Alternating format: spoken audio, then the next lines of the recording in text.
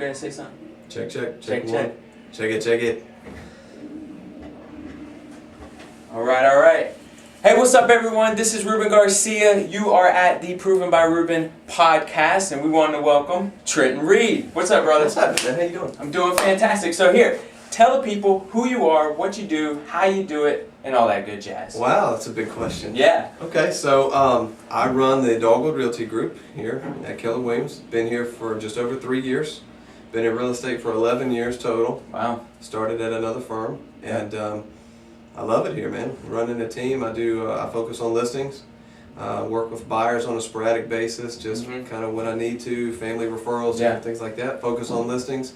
Business has just been outrageous, and I'm really, really glad that I made the move. That's where we can start. Yeah.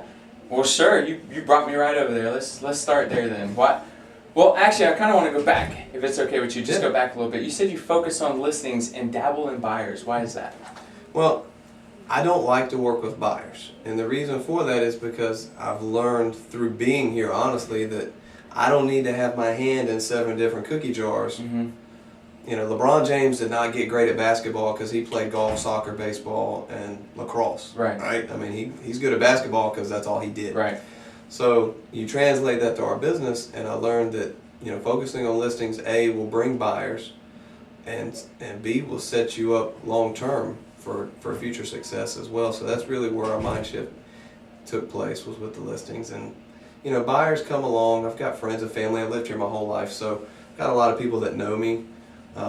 Certain people I'll work with. Right. You know, if I can't get them to understand why I need to focus on listings and you know, why my buyer's agent might be a better fit for them. Right. You know, we'll take them out. But right, gotcha. So, and just so as people are listening to this, they kind of get a gist of it. So a buyer's agent is just going to work solely with buyers, and if that's the only thing they focus on, so you, in a way, are you saying that they can bring a higher level of service? without question. Yeah. Gotcha. I mean, when all you do is one thing, hashtag Bill Middleton, woo, right?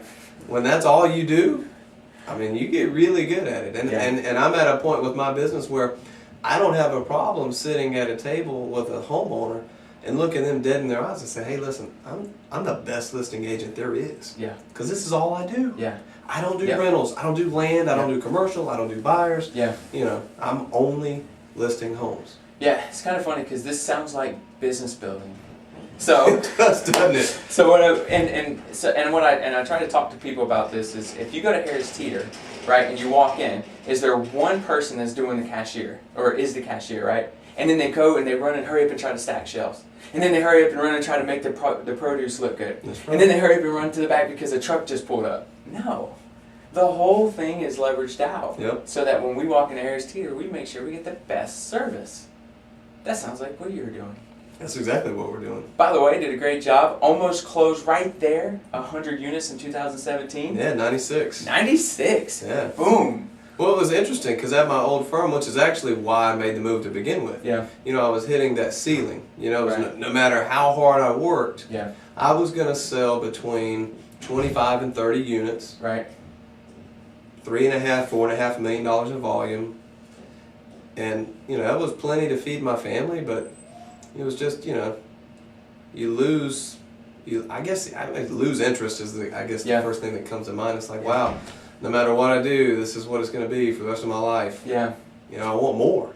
If I could run back in time and I look at Trenton back in the day before KW and I say, one day you're going to close almost 100 units. Oh, I'd have laughed you right out of my face. What happened then to now? What switched in your mindset for that to make it believable? Well, the first thing that happened was when, you know, the team leader here at the time, Peter, when he called me, you know, real estate agents who are not at KW, when they get a phone call from KW team leaders, like, oh, you know, recruit me, here we go. Yeah. And so I had that same attitude because there's a safety factor. Look, I might want more for myself, but I've got a wife and 2 kids. Right. And I'm paying my bills, and you don't really want to rock the boat because I don't want to go into foreclosure and live on a bridge.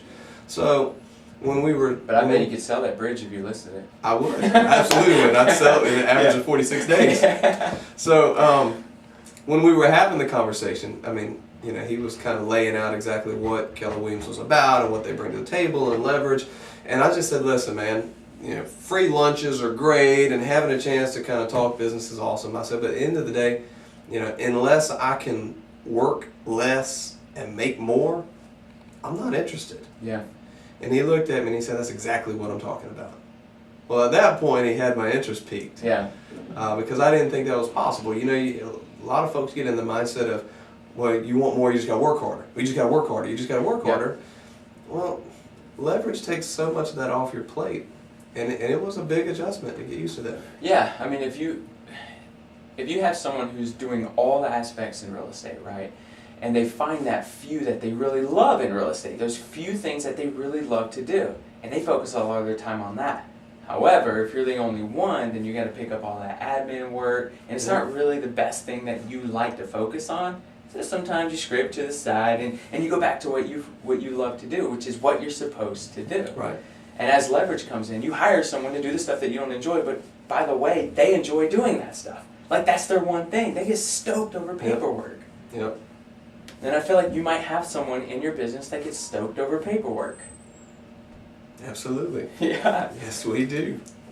That's awesome. So, and we're going to backtrack just a little bit more. Go for it. Why even real estate in Trenton's world? Honestly, Please. well, yeah, I wouldn't lie. Really, that was my last resort before joining the military, to be honest with you. Yeah. I worked at Sam's Club out of high school. Had some college, but didn't finish.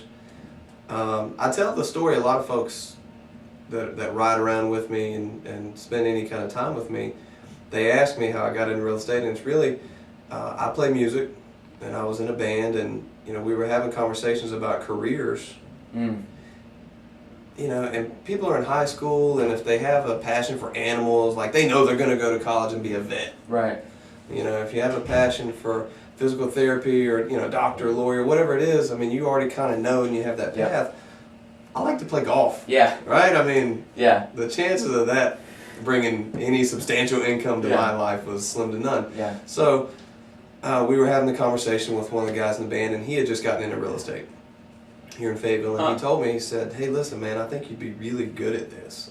He said, I'll pay for your school, and you just pay me back when you sell your first house. Well, I was looking at Sam's Club, give this a shot, and if this doesn't work, I'm joining the military. Right. But my dad was always a provider. Right. And I wanted to make sure that at the time my wife was pregnant with our first, and I wanted to be a provider. Yeah. And, Sam's Club is good for a season, but that's not the end goal. Right. And so I decided, hey, let's give it a shot. And the first night in school, I was like, yeah, this is it right here. This is it. How did that first deal go? It was very scary. It took me probably 3 hours to write the offer. Yeah. It was scary. You're dealing with a lot of money. Yeah. And our market is not the highest price point in the world. Yeah. But it's still a lot of money. Yeah. So what kept you going? The first deal was hard. It was scary. What kept you going? The first paycheck. Yeah. I mean, yeah, really. I mean, that was more money than I'd made in 2 months at Sam's Club. Yeah. So that was good. But really, the look on somebody's face when they have navigated that process with you, mm-hmm. and they're getting ready to move into their new home, I mean, that's really what got me excited. Yeah. It's like, wow, these people really value what I do and what I bring to the table. This is awesome. Yeah. Yeah. And so it sounds kind of cliche. Everybody says, well, I like to help people. Mm-hmm. And a lot of folks are telling the truth. They really do like helping people, but that's the honest truth. Yeah. When you really get to see a genuine smile and a genuine look of joy on somebody's face, yep. For something that big in their life, yeah. I mean, that's awesome. Yeah, that's awesome. And that's one of the things that attracted me as well, right? Because I've made friends selling them homes. I've made friends with them, and that will last forever. And what's cool is we get to have the opportunity to kind of school them. Right. When they first move in, and of course, we're in a military town, will it be an investment? How long could you hold this investment? Is it worth the investment? Like, it's cool to help them not only in that first transaction, but probably in future transactions if they decide that they're going to be in their investment or they love it. Can you tell them into investments? I keep saying investment. I am super stoked about real estate investing. So, hey, let's just go there then. Have you invested into any real estate? Okay. First deal. The first deal was a flip. Yeah? Yeah, me and my dad got in together on one, and it was fun. Yeah. Really, it was a lot of fun. I mean, I enjoy that aspect. I enjoy flipping homes. I don't do a lot of it, but I work with people who do. Yeah. And I really enjoy watching something go from total disrepair to something that people are kicking the doors down to get in and purchase. Yeah. That's just a fun transformation. Yeah. Yeah. What had you think about flipping for an investment? Well, my dad came to me and said, "Hey, listen, you know, we've got some cash we want to do something with." Right. And so I said, "Well, that makes two of us. Yeah. So why don't we do something together?" And it had come about that there was a foreclosure that had just come up on the market in my neighborhood that I had my eye on. So it was just kind of the perfect storm. It came together. Right. We purchased the home. He bought the house. I paid for the repairs. We put it back up on the market and got it sold pretty quick. Gotcha. All right. So as you're building this business, did you run into any challenges or anything like that? Any challenges? Still running into challenges. Yeah. What would you say for someone who's looking to get into real estate? What type of challenges they may run into? One of the things that I struggled with early on, and I just shaved last night, so looking good. I'm going back looking to good. it. Oh crap! I went the opposite way. Yeah, I know. It's anti-beard. Yeah. I was going. You know, I was getting into real estate. I was 24 years old, clean shaven. I looked 12. Right. So one of the things that I had to overcome was, you know, people weren't really taking me seriously because they were like, "Hey, look, this dude can't even drive. Right. There's no way he's selling a house. Yeah. He's got to get his mom to show him around everywhere." And so when I was talking to my broker about that, one of the things that he said was knowledge overcomes all of that. Yeah. So when you open your mouth and you speak to people and you're knowledgeable about the Working with Real Estate Agent brochure, you're knowledgeable about the process, that comes across and it builds confidence with the people that you're working with. All right. So I'm brand new. I'm looking to get into real estate, and you're saying just learn as much as possible. Learn the process. Learn how to do it. Learn what the contract says. Weird. Right. Learn all that stuff, and it's going to give me confidence. So when I am hit with someone who says, "Hey man, you look kind of young," I can just kind of reverse that and just through their questions, I can answer and sound like an expert. Absolutely. I had someone tell me one day. He said, "If you know this much," and for the people on podcasts, I apologize. It is 1 inch I have between my fingers. He said, basically, if you know this much more than the next person, you're an expert. And you are already an expert because you went through school and you have to know more than the general public. Right. But one of the things, and I'm going like totally anti-bold here with, I'm saying a lot of buts. Yeah. And Bill Middleton. Yeah. When you're brand new, and I went through this. Yeah. Just in our market, there's over 1,100 agents on our MLS. Right. And there's a lot more that have a license that aren't in the MLS. Right. Well, you look at that and you think, wow, there's a lot of people in this market that are saying, there's no way I can compete with. Look at them. I can't. And that's not only the conversation you're having with yourself. Other people are telling you that too. Oh, for sure. Yep. Yeah, absolutely. And so, you know, there's a lot to overcome in the beginning. Yeah. You never escape challenges. They just change. Right. You know? So I don't have that challenge anymore because anybody that I speak with, I've got the confidence that I can walk them through the whole process in my sleep.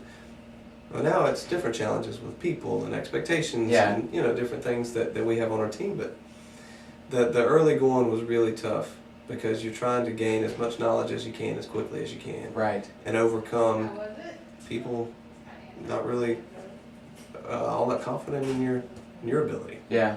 Yeah. So in the beginning, it was more the process, learning some of that stuff. Now you're in a different level. Right. What are some of the challenges that you're having now, and what are you focused on growing?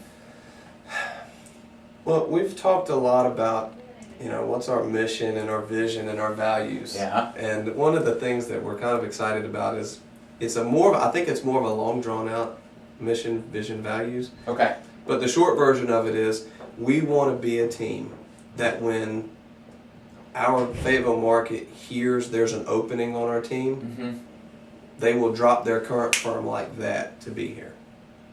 And that's what we're after. And the way that we do that is we provide excellent client care for our clients, of course, but also the clients that we're not working with. Right. And the way that we do that is we communicate. This is a concept. Communicate to the other party. No. Yes. It's crazy. Yeah.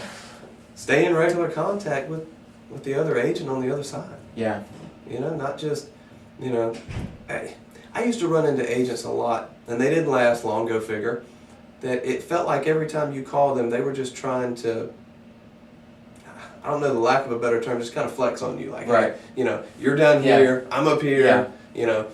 Real estate flex. Yeah, real estate flex. Is that a thing? It is now. It is now. Yeah, hashtag it. Yeah, so we just try to make sure that we want everybody to know, hey, look, we're here to serve. We just want to be servants. Yeah. What do we do to help you? Gotcha.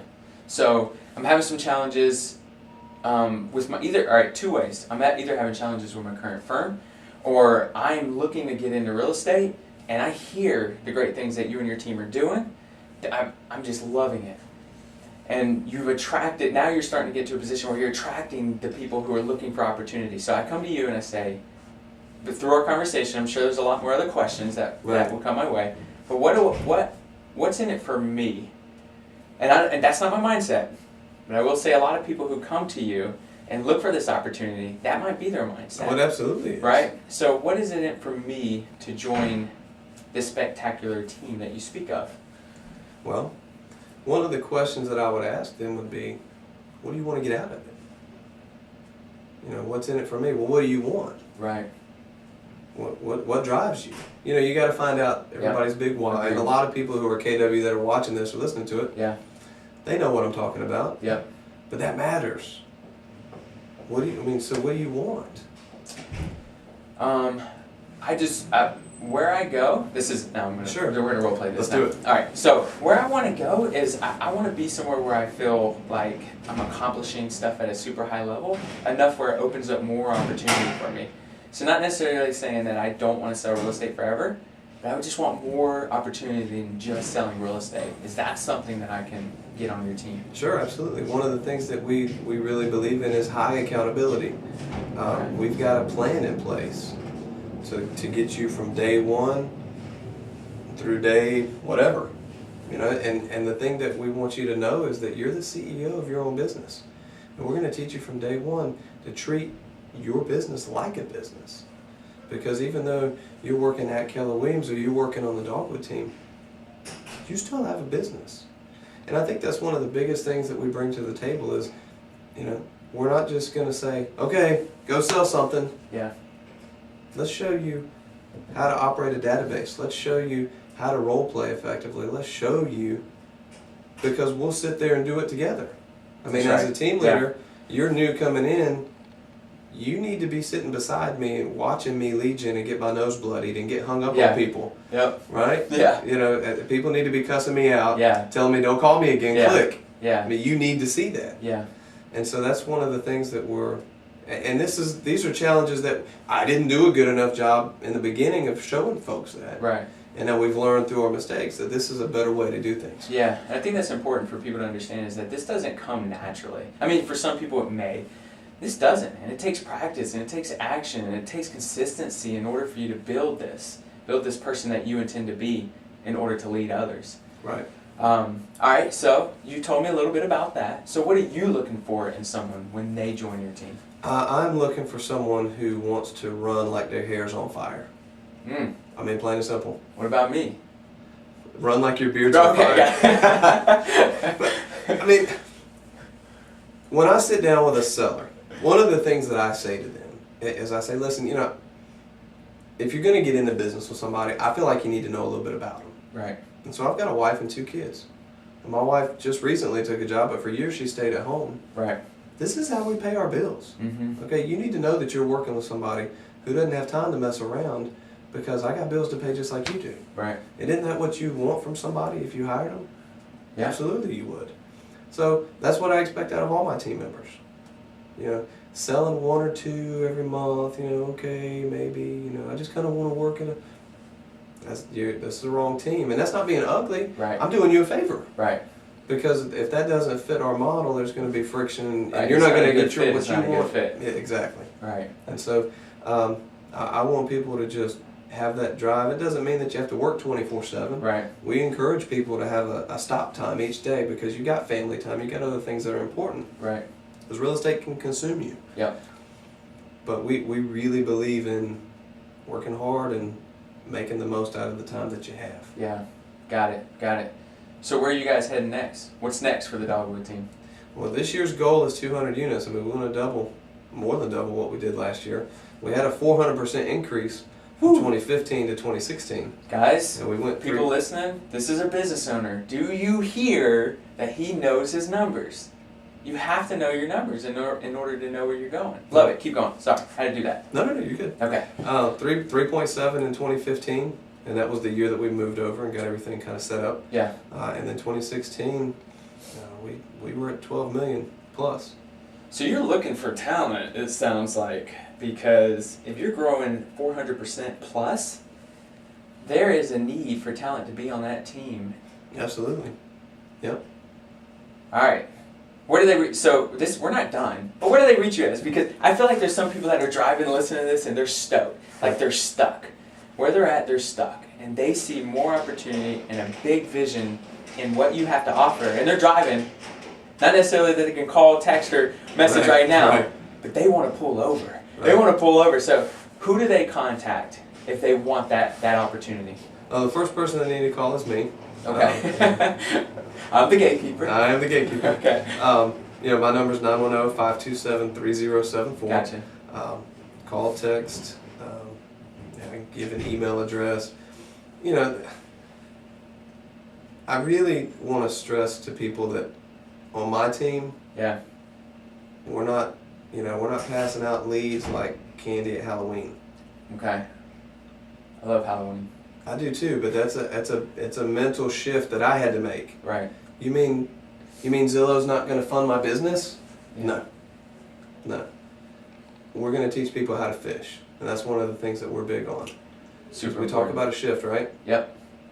When that shift happens and is happening, we got to be able to go to Lowe's and pick up 2 or 3 clients. Yeah. We got to be able to go to the grocery store and have some meaningful conversations with people. And so we teach people how to do that so that they've got more confidence. And it's not just mundane, pick up the phone and call FSBOs. Yeah. And I think that empowers them, right? Because in that moment, they know in order for them to hit their numbers or their goal to fund the life that they want to live, they know how to do it. It's not that they're reaching for you every single... Now, you're going to be there, I'm sure, to help. But they don't need you. They need you, but they don't need you. Like, you've taught them how to fish where they can go build their own business within your business. Yeah.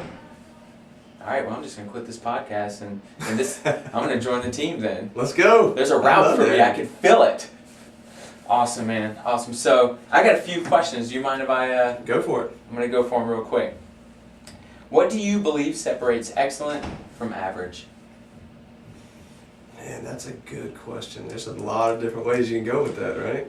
If you could choose one thing, you don't have to limit it to one thing. Well, drive is the first thing that comes to mind. I mean, what kind of drive do you have? Do you need somebody to beg and plead for you to get out of bed and come to work? Or are you up early before everybody else, ready to go pound some pavement? Right. I think that's one big thing. Another thing is your mindset.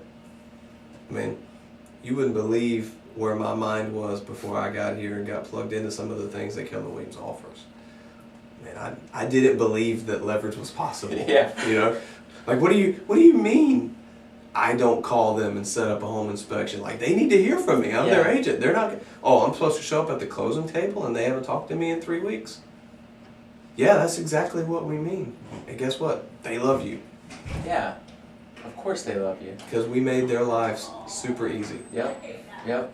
Because you have someone who focuses on the one thing. And in your mind, which it sounds like, which is pretty cool, is a mind that expands, never retracts.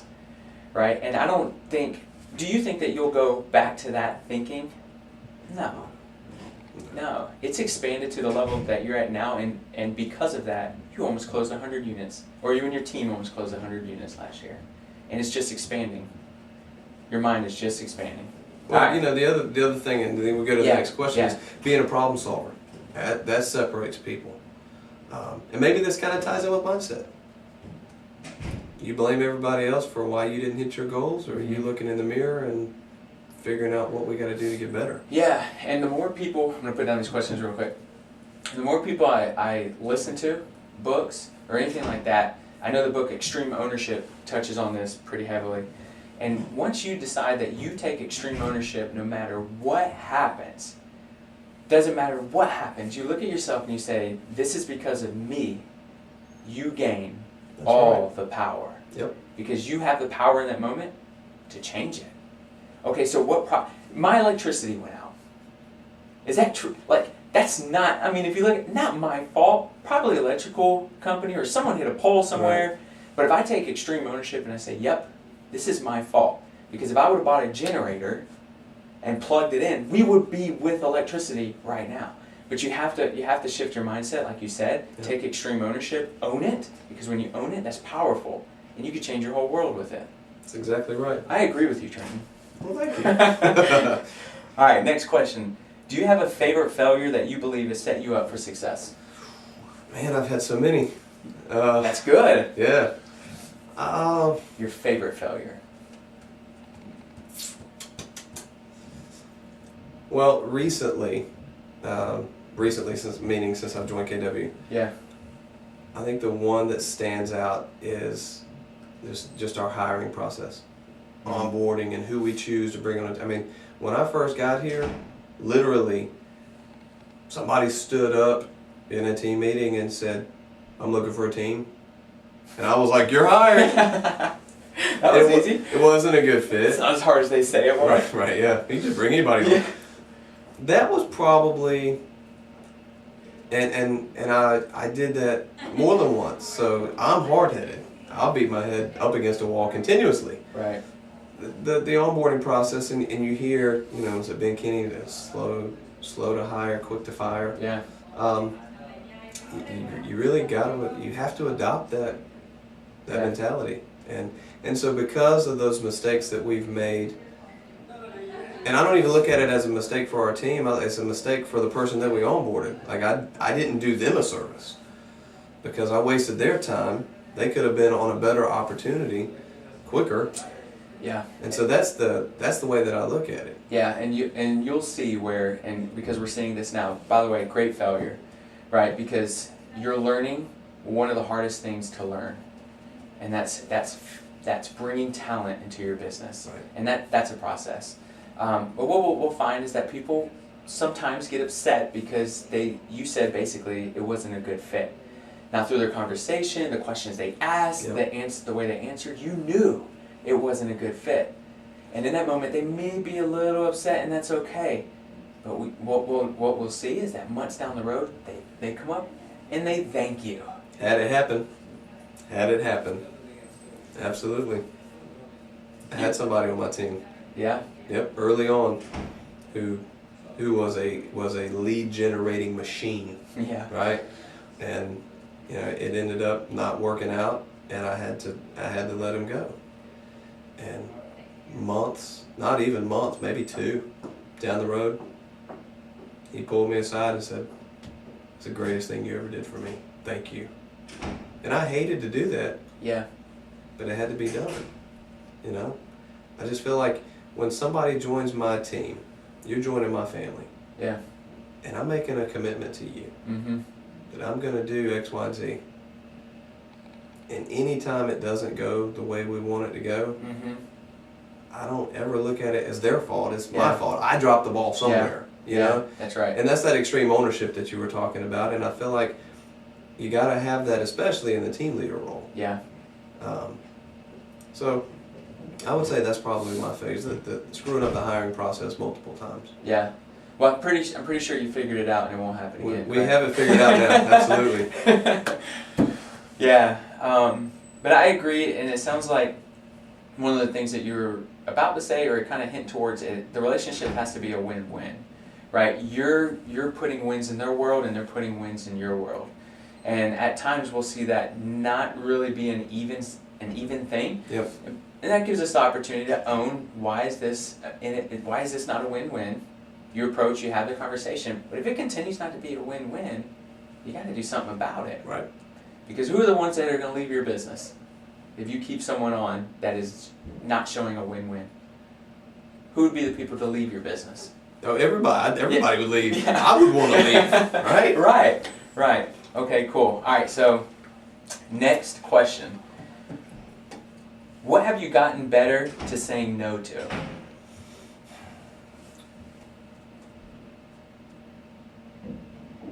This is a joke. You'll get it. Okay, I can't wait to laugh. If I say no, I don't really say no. I just say talk to Sheila, right? Yeah. Sheila, I love you. Yeah. So the ones that don't know, Sheila is his executive assistant. And anytime I want to book anything with Trenton, I make sure I go through Sheila. Yeah, she's great. Yeah. What do I say no to? I say no to after hours things unless it's absolutely an emergency. Why? Because I'm not going to get the time back with my kids, and I want to be there, be plugged in, and watch them grow and be a part of their lives. So if you're saying no to something, on the other side of that no, you're saying yes to something. I'm saying yes to my kids. I'm saying no to answering the phone at 8 o'clock at night because I don't want them to think it's okay and keep calling me at 8 o'clock at night. Right. Those are the types of things that I'm saying no to now. Yeah. And I'm okay with it because it's not an emergency. Yeah.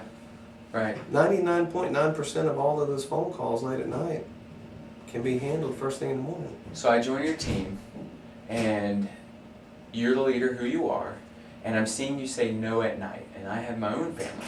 So not only are you doing it for your family, you're teaching the people who are in your business on how they need to treat their personal and their professional life, because you're mirroring exactly what they should be doing. Mm-hmm. Have you had any challenges with that? With me saying no? Yeah, when the phone rings after hours. Oh, absolutely. Yeah. Yeah, I mean, it always depends on who it is, what's the situation, what's going on with the transaction at that point in time. Right. Yeah, there have been times. But when your kids look at you and say, Daddy, you're always on the phone, Mm-hmm.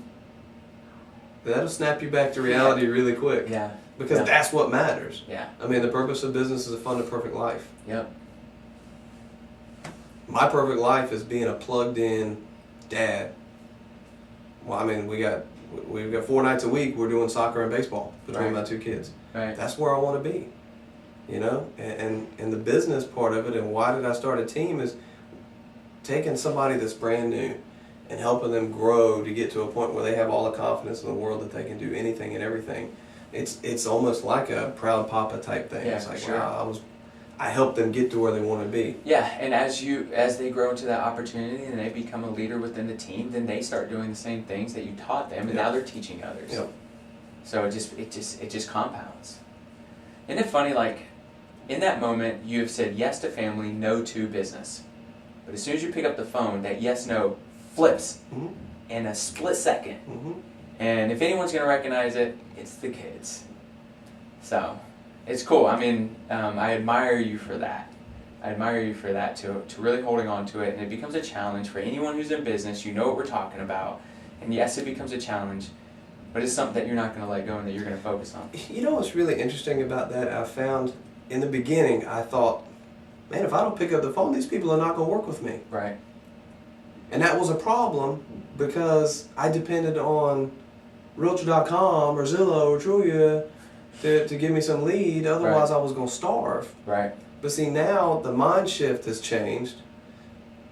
I can lead generate at will. Yep. So if you're going to get mad and not work with me because I don't answer my phone at 8 o'clock at night because my kids are more important than you, okay. Mm-hmm. Have a good day. Yeah. Because I'm going to call, I'm going to sit down for 2 or 3 hours tomorrow and pick up a couple extra clients. So it's okay. Yeah, and for the people that believe in scarcity and abundance, in that moment you live in scarcity, and what you focus on expands. Guess what? You're going to attract That's more in your exactly life, right. more scarcity. Yep. So you live an abundant life. Odd, you almost closed 100 units in 2017, right? And business is going to come, and it's cool that you have the process to create business at will. Yep. And no longer will you have to be in this scarcity type mindset. Well, you know, you think about it. On a commission-based business, Yeah, true. Yeah. you don't know when your next paycheck's coming. That's And right. that's a scary proposition for especially newer agents. Yeah. But it's really scary for anybody when Yeah. you think about it from that aspect. But when you know that you can generate leads anytime you want because you have the tools and you have the right mindset, Yeah. okay, have a nice day. I'll try to talk to you tomorrow, but if you hang up on me, that's okay. It seems like it keeps going back to think differently. You just think differently. You have to think differently. Every book I feel like that I'm reading, the first chapter, the first sentence is, oh, by the way, before you continue reading, make sure you think differently. That's right. Because it doesn't matter how much content you consume, if you still think the other way, you think that this isn't going to happen, you think of scarcity all the time, by the way, none of this is going to work. That's exactly right. Yeah. Man, you're going to have me preaching in here. Come on. Dude, you got it. Already. All right, next question. Where are we at? Favorite failure that, well, no, let's move past that one. That one sounds familiar to the first one I asked. If you had 1 extra hour a day, what would you do with it? This is the only hour you get. Yeesh. Man, that's a really good question. One extra hour just was handed to you. What do you do with it? You do anything with it. Is it bad? The first thing popped in my head was practice my golf game. No. But let's put that on the shelf, and then what else were you thinking? Well, nothing wrong with that. No, but I think you got golf pretty good. Well, not this weekend. No? No, moving on. Oh, okay. Yeah. That's why it's still fresh. Yeah, it's a raw, yeah. It's a raw It's too open raw. wound. You know, my lead generating is something that you can always do better on, and that's kind of like, you'd expect a lot of people, well, I'll probably lead generate. And I probably would spend some of that hour. I don't know that I'd spend the whole hour lead generating. Okay. How much of it would you? 30 minutes. Okay. Probably, I'd definitely spend some time with my people doing some role play and scripting, because that's my thing. Yeah. I love doing that. For sure. I just really enjoy teaching. Maybe I'd teach a class. What would be that class? Well, the quick answer would be scripts and objection handlers. Yeah. Which, by the way, we have twice a month. Twice a month. Yep. Yeah, I mean, I taught Ignite last week. Sell your listing. I actually changed it to sell your listing quickly. Perfect. Yeah, it worked out good. I think that's a win-win for everyone. Yeah, it worked out well. But I really enjoy, 11 years, I've seen a lot. Certainly haven't arrived, but I've seen a lot. I've got a lot of experience and knowledge to share, and I think I would probably I'd find somebody that I could sit down with and just kind of share what I know, maybe answer some questions, mastermind, I don't know. Yeah. It sounds like that the first thing you said was golf. The second thing you said was you would pour it into your business, meaning lead gen, where you would create more business. And the other aspect was you would pour it into people. Right. Where they have the opportunity to ask you questions and you can be there in that moment for whatever they need you for. Well, that's really where I'm at in my career. I mean, I could sell houses for another 30 years, and I mean that'd be fine. But I want to do some different things, and that's what I love about KW and the opportunities that it provides. Right. I can do other things. I mean, I can give back.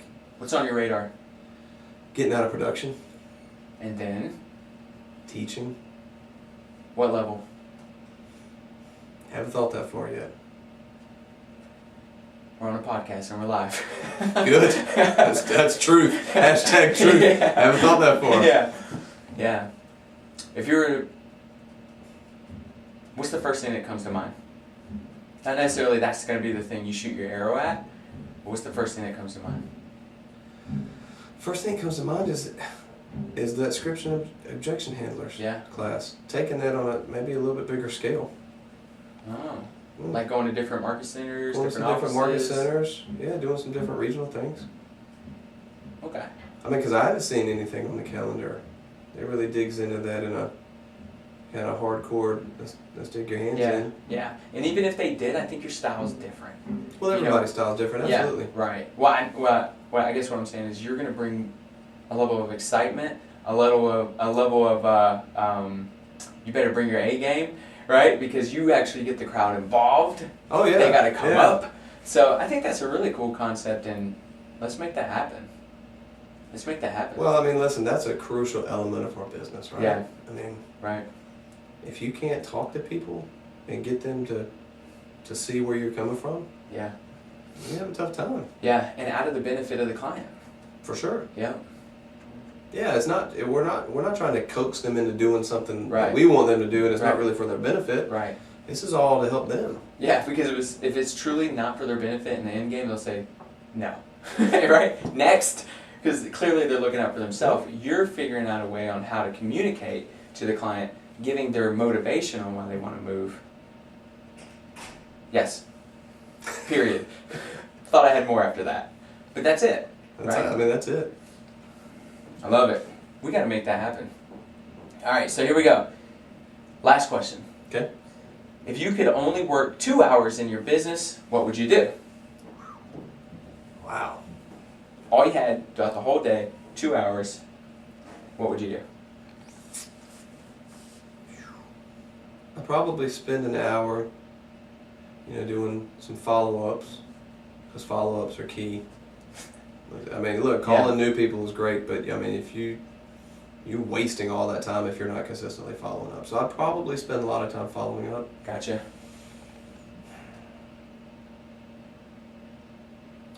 I would work my database. I would really just I'd sit down, make phone calls to my database, my sphere, and just continue to grow the relationships that I already have. Right. And that's the first thing that comes in my head since I wasn't prepared for these questions. Since we're live in this podcast. By the way, I don't tell anyone what the questions are. I'm sure people will start getting a hint because these are the same questions I asked on podcast 1. Oh, okay. Yep. Right. But they're going to change. But yeah, no one's really prepared because I want the raw answer, right? Yeah. Well, that's the first thing that pops into my head. I mean, if I had more time to think about it, maybe I'd come up with something different. But I think that's probably what I would spend my time doing. Gotcha. So what? Here, now I want to put a little twist on it. Go What ahead. question do you have for me? Ask me one question that's on your mind. Don't smile. Don't smile. What's the one thing, if you could just take and implant one thing Mhm. into every agent's brain, and they would just immediately start doing, what would it be? Okay, so the first thing I thought was think different, Okay. right? Think completely different. I was living in a less than 1,000 square foot home, and I walked with my chest sticking out saying I was a millionaire, right? And everything around me told me I wasn't a millionaire, right? So I would say think differently. And number 2 would be, I don't know if it's like a ball of energy or something that I shove into their head, but whatever in that moment makes them take action. Because I think a lot of people get scared, right, of what may happen versus, see, they get scared on what could happen. Don't think about the possibility, right? They think about the probable, what's probably going to happen. But they don't ever turn around and look at their current situation and say, well, that's a hell of a lot more scarier. I want to get out of that. Yep. And that possibility becomes a little bit more attractive. Yep. So, but that's all think different. Yeah, I was going to say, and I didn't do this on purpose, but isn't it interesting that when I said my question, it was plant into their brain? Yeah. It's always here. Yeah. It's got to start there. Yeah. Think and grow rich. Right? He even put it in Napoleon Hill, the beast. He's awesome. Put it in the title. He made sure you couldn't even open the book without reading Think and Grow Rich. Yeah, I agree with that 100%. All right, and something else I want to add, because people can add comments. What's a question you would ask the people out there so they can add comments? They can answer your question through the comments. And then we'll wrap it up. So this better be good. I know, right? You're the first one to do this, Jeez. Trenton. Oh, wow. Yeah. Are we talking to real estate agents? We're talking to real estate agents, people who want to be real estate agents, people who work at Sam's. People who work at Sam's? Yeah. Everyone. One question for them. Man, that's such a good question. And people, when they're driving right now, they're just waiting. I know. They're waiting for this I question. know, they're like, hurry It's up gonna and get home. to it. What's the one thing that is a is a driving force to keep any service provider top of mind? One thing, because there's a lot of different things we can do, but what's the one thing that you've experienced that keeps a service provider top of mind for you? Ooh, that's a great question. And guys, really think about that. Shove it into those comments. Guaranteed it will be implemented in the Dogwood Realty Group. But thank you so much. Yeah, I really appreciate you coming on this podcast. Yeah, for sure. And for everyone at home, leave your comments. Definitely subscribe, like, share, all that good jazz, and wait till the next podcast. Thanks, guys. And thank you, video peeps.